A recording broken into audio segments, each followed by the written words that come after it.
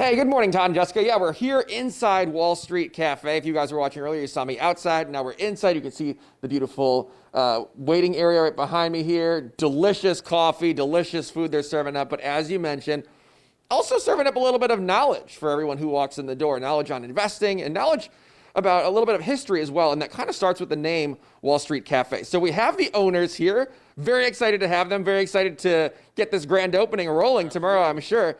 Dominic Epps and Danita Hayes, both of you guys in real estate in this area. But I do want to start with Wall Street Cafe, a very interesting name.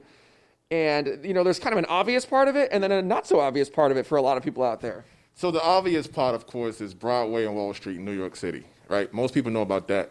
But most people don't know about the Black Wall Street in Greenwood in Tulsa, Oklahoma, and in the Haiti district of Durham, North Carolina. So we're bringing all of them together with education and the history of Black Wall Street along with Wall Street.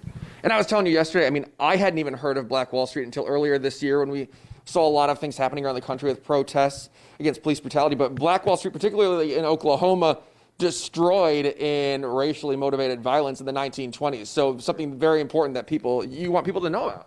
Well, the truth of the matter is we don't talk about the riots. We talk about the success of Black Wall Street. Most people talk about the massacre in 1921, which is something that needs to be spoken about. But we want to talk about the success. We want to talk about the 40 acres and the 600 businesses and the hospitals and the grocery stores and the real estate companies and insurance companies. We want to talk about that aspect. So that's really what it's all about. I love that. I love that. And also about maybe sharing some of that success and your success with people who walk in here, right? You can come in here and learn a little bit about finance. I see your TVs turned to Bloomberg and all the stuff where they can check on stocks. Absolutely. And we wanted to bring a piece of that to Suffolk.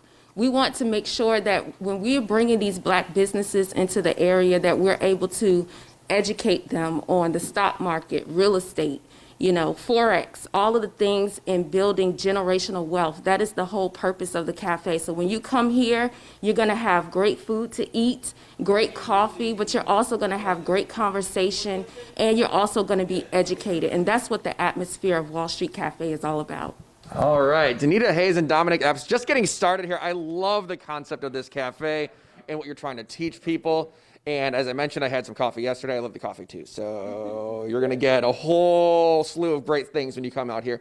So this is located on Washington Street, just off Main Street here in downtown Suffolk. Again, the grand opening set for tomorrow. I'm told the ribbon is going to be cut around noon, right? So very excited for that. But the soft opening was a few weeks ago. So already starting to see people come in here. But we're going to come back in, check back in a little bit later when you make that switch to WGNT, take a little more of a tour, try some coffee, have a good old time here at Wall Street Cafe in downtown Suffolk. We'll send it back to you.